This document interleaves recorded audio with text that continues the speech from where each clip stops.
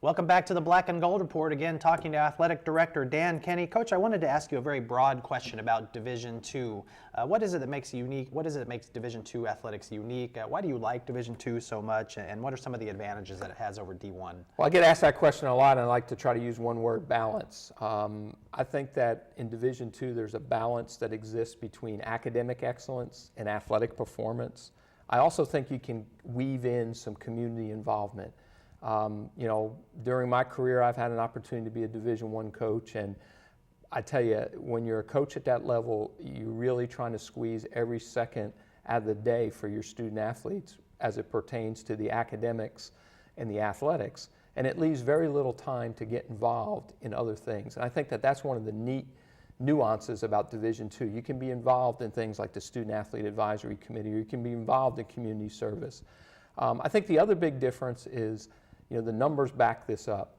Division II student athletes perform higher than the other three divisions when you compare them to their student body. So Division II student athletes have a higher retention rate, a higher graduation rate than the rest of the Division II student body.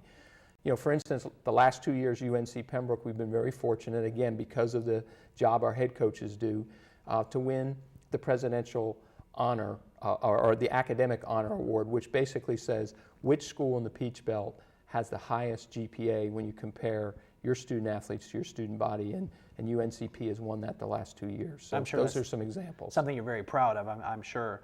Well, I wanted to talk a little bit about the budget issues, and most of us know that there's been a statewide budget crunch. It's hurt universities, it's hurt athletics as well. So I wanted to ask you what kinds of effects the statewide budget cuts have had on UNCP athletics and how you as a department are adjusting.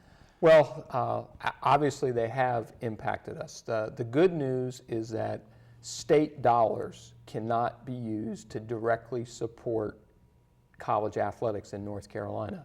So that's kind of minimized some of the pain. But there has been some things that have impacted us. Our student athletes are like all students.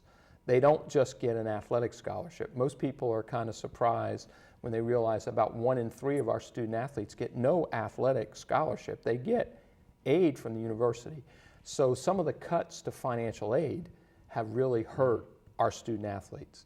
The other thing that has impacted us is the university has kind of lost some of their resources. Class sizes have gotten bigger. The times that classes have been offered are different. So there's a lot of indirect things that have impacted us, but we're fortunate that a lot of our pain has not been through direct state cuts.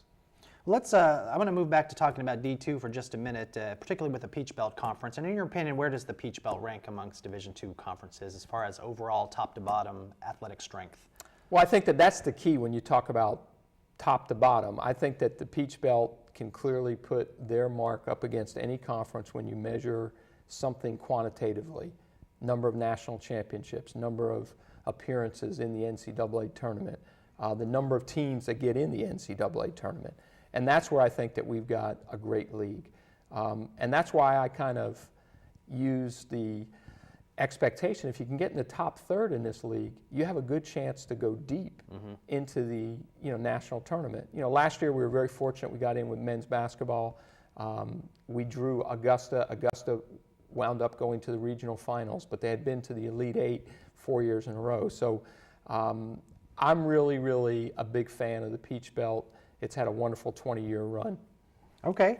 Well, I wanted to move back, take a left turn here and talk about some of the facility upgrades you've had. You've got a brand new scoreboard for football, brand new scoreboard for softball and baseball. Baseball got a little bit of a facelift last year.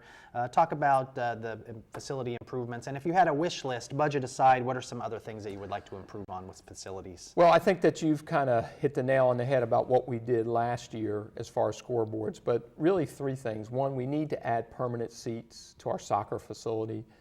We need to address the surface of the track. And 3, I'd like to have a permanent seating solution at football so we wouldn't have to rent bleachers. Those would be my 3 things. All right, Coach, I appreciate you joining us. And that's all the time that we have for this week's edition of the Black and Gold Report. Until next week, go Braves.